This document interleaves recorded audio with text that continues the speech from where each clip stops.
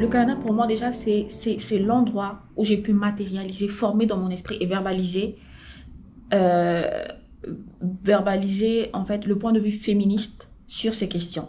Avant, dans mes études antérieures en France, partout, je n'avais pas pu verbaliser, je n'avais pas pu matérialiser ça.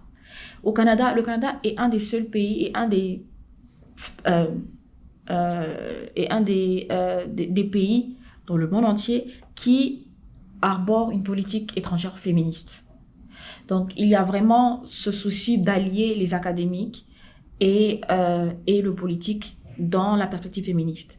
Et ça fait que la manière dont on aborde ces sujets, la manière dont on aborde les sujets sur les femmes, sur la paix, sur la sécurité, est, euh, est pris en compte. Et pris en compte non seulement, ce n'est pas une histoire de chercheurs, c'est une histoire aussi qui est reliée avec le politique. Donc on a l'impression qu'on fait quelque chose qui va servir.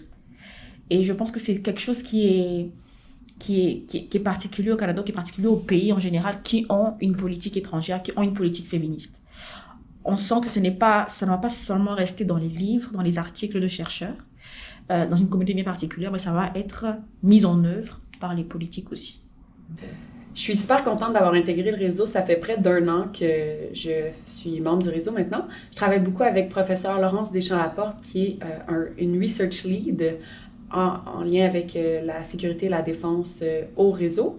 Donc, on a organisé une table ronde précédemment en janvier, le 27 janvier, qui rassemblait énormément d'acteurs au niveau du gouvernement, au niveau de la société civile et également des professeurs pour discuter des plans d'action nationaux, particulièrement du renouvellement du plan d'action national du Canada qui est supposé être publié cette année. Ça a été une super opportunité parce que j'ai eu l'occasion de rencontrer énormément de personnes, d'entendre des discussions qui ont été très intéressantes et aussi qui ont énormément nourri ma pensée par rapport à ce sujet-là. Puis ensuite de ça, on a eu également la chance d'assister au symposium qui est eu en mars, si je ne me trompe pas. Encore une fois, une superbe opportunité pour rencontrer d'autres chercheurs et chercheuses, de discuter avec eux sur des éléments de recherche communs, puis même d'ouvrir mes horizons par rapport à des objectifs de recherche futurs et des potentiels projets. Donc, excellente opportunité pour moi avec le réseau depuis que j'ai joint. C'est une super communauté, puis c'est le fun de pouvoir compter sur d'autres personnes avec qui on peut partager et discuter de nos recherches si jamais on n'avance pas ou si on veut seulement avoir leur perspective sur le sujet. Ben ça, c'est vraiment une bonne question par rapport à la perspective canadienne. Ça m'a pris du temps comme à réfléchir et avoir une réponse pour ça.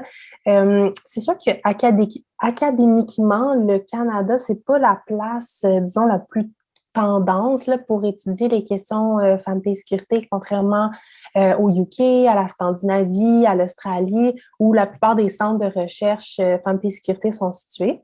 Mais je pense quand même que le cas canadien peut être intéressant en ce qui a trait à l'innovation dans les plans d'action nationaux, puis leur orientation.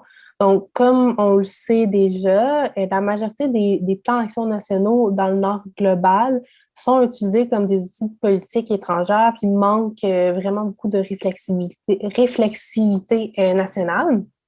Mais je pense qu'on a l'opportunité au Canada, justement, en ce moment, il y a des consultations entre le réseau Femmes, Paix et Sécurité Canada, dont je fais partie, puis la société civile pour le troisième plan d'action national du Canada qui est en préparation. Donc, ça, je pense on a cette opportunité-là de vraiment réfléchir à comment notre plan d'action national au Canada pourrait être utilisé à l'échelle nationale, ce qui serait vraiment innovant là, parmi les autres pays occidentaux. Puis, à mon avis, comme, on n'a clairement pas de leçons à faire là, à l'étranger quand on sait qu'il y a des problèmes très, très graves ici également. Donc, si on pense aux femmes puis aux filles autochtones disparues, assassinées, pour moi, ça, c'est des enjeux de femmes, paix et sécurité. Ça doit être dans le NAP. Puis, pour moi, c'est ça, cette position-là au Canada pourrait... c'est ça, ça pourrait être innovant, dans le fond. Je pense qu'on devrait utiliser notre position canadienne pour innover en la matière.